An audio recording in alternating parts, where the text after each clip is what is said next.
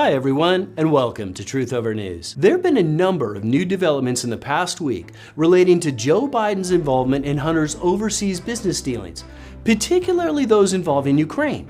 Last week, Senator Grassley released the FBI's FD 1023 containing the allegations that both Bidens had been bribed by the owner of Ukrainian energy company Burisma. The document, which had long been hidden from public view, was absolutely damning.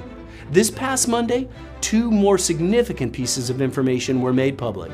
It was reported that FBI agents had told David Weiss and the Delaware U.S. Attorney's Office that they had already corroborated multiple details contained in that FD 1023.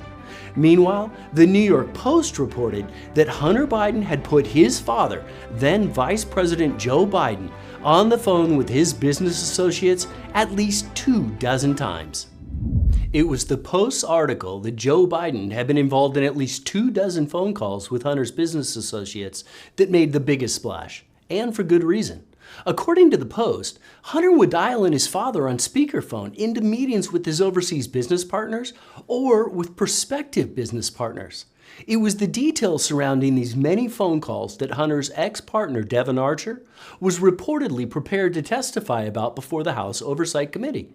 But in a last-minute development that surprised almost no one, Archer failed for a third consecutive time to show up for his testimony before the Congressional Committee. Archer's lawyer issued a statement later the same day that appeared to be more of a negotiating ploy with Joe and Hunter Biden than a promise to appear next week. The Post placed special focus on one specific call that took place on December 4, 2015, while Hunter and Archer were together in Dubai following a board meeting of Burisma. After a dinner with the Burisma board, Archer and Hunter traveled to the Four Seasons Resort to have drinks with one of Hunter's friends. It was at this point that Bidens-Burisma, the CFO of Burisma, called and told them that Burisma's owner, Mykola Zlochevsky, needed to speak to Hunter urgently. According to the Post, both Burisma and Zlochevsky met Hunter and Archer at the Four Seasons bar, where Burisma reportedly asked Hunter, "Can you ring your dad?" The Post took pains to note that at that time it was early afternoon Friday in Washington, D.C. Hunter dutifully called his father, put him on speaker, and introduced the Burisma executives to Joe Biden as Nikolai and Vadim. The date of December 4th immediately got the attention of ourselves and a few of our fellow researchers. Why did the Ukrainians need to speak to Joe Biden at this specific point in time? Keep in mind that this conference call came shortly after Joe Biden made his first demand to Ukrainian President Petro Poroshenko that the prosecutor on the Burisma case, Viktor Shokin, be fired. Now, we already knew that Joe Biden was scheduled for a trip to Ukraine in a few days' time. We also knew that Blue Star Strategies, the firm that Burisma recently hired at Hunter's urging, was conveying the details of Joe Biden's upcoming trip to Hunter, Archer, and other members of their firm, Rosemont Seneca. And they were including the senior Burisma executives in their communications. Notably, it was during this trip to Ukraine that Biden leveraged that $1 billion in U.S. taxpayer loan guarantees to force Shokin's removal.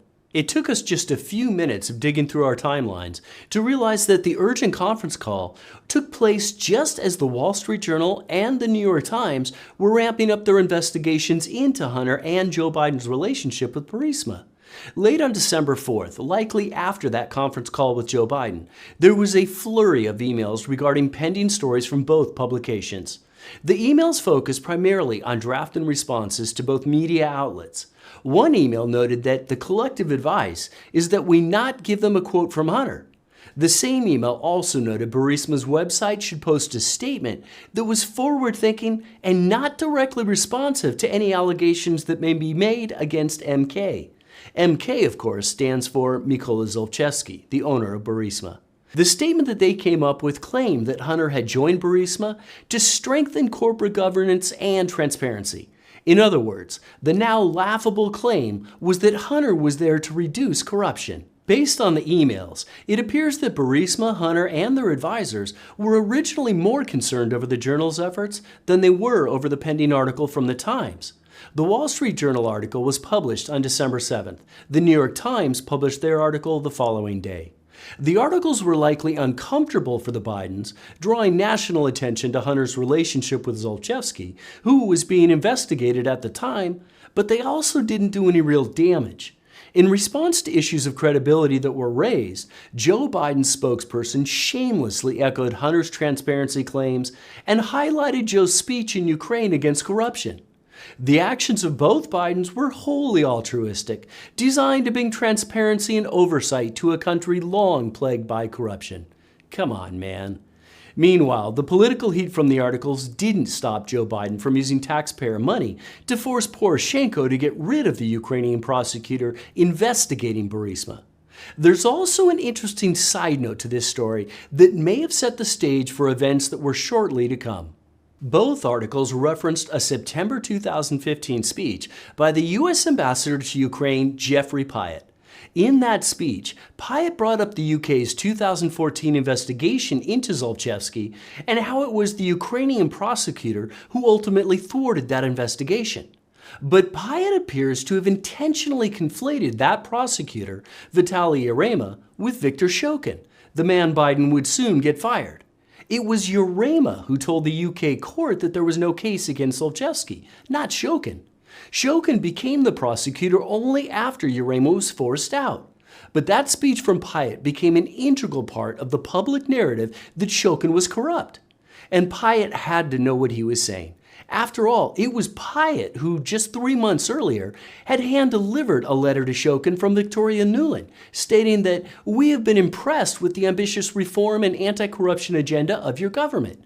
Incredibly, Pyatt later emailed Nuland on December 6th, mocking pre-publication questions from the New York Times regarding his speech the day after Hunter and his team had responded to the release of both articles. We'd also like to add a little additional framework around the new revelations from the recently released FD 1023.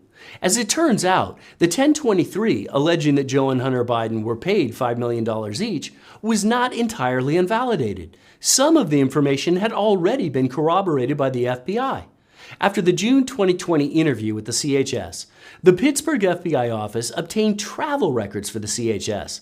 And surprise, surprise, it turns out that those records confirmed the CHS had indeed traveled to the places detailed in the 1023 during the time that he said he did. The trips included a late 2015 or early 2016 visit to Kiev, a 2016 trip to Vienna, and visits to London in 2019. The CHS's handler also corroborated the CHS's claim that he had met with Ukrainian official Alexander Ostapenko at the time he claimed that he had. The Pittsburgh FBI agent said the FD 1023 seemed credible and that it merited further investigation. They also told all of this to David Weiss, the Delaware U.S. attorney conducting the Hunter Biden investigation. To make matters even worse, the FD 1023 also contained one very specific and very important detail. The CHS told the FBI that the owner of Burisma, Mykola Zlochevsky, was careful not to send any funds directly to the big guy, which the CHS said he understood to be a reference to Joe Biden. This is important because the date of that 1023 is June 30th, 2020, nearly 4 months before the New York Post first broke the story of Hunter's laptop. The Post's October 14th, 2020 article is the first time that there was any public mention of allegations involving Joe Biden as the big guy. In other words, 2 separate sources at 2 totally separate times both independently referred to Joe Biden as the big guy. Seems like a big deal to us. Now, as we all know, Joe Biden has repeatedly and publicly stated that he never spoke to Hunter about his overseas business dealings or discussed them with him in any way. Mr. Vice President, how many times have you ever spoken to your son about his overseas business dealings? I've never spoken to my son about his overseas business dealings. And so how do you know? Let's talk about, here's what I know. I know Trump deserves to be investigated. But if Joe Biden had no knowledge of Hunter's business dealings, how does he explain away the simple fact that if you overlaid Hunter's business dealings where Joe Biden was simultaneously conducting foreign policy, the correlation would be essentially 100%? It would seem that Hunter had a very convenient habit of continuously turning up in regions where his father, as vice president, was conducting foreign policy meetings. How does Joe Biden explain away emails showing that he agreed to pay more than $800,000 of Hunter's outstanding legal bills that were tied to Hunter's deals in China? For that matter, how did Joe Biden know that Hunter was in the clear regarding a New York Times story that focused on the Chinese tycoon who had courted the Biden family in order to gain power and influence if Joe didn't know what that business was? How does Joe Biden explain $17 million in overseas payments suddenly showing up in the family accounts? That's a financial detail that might be a bit difficult to overlook.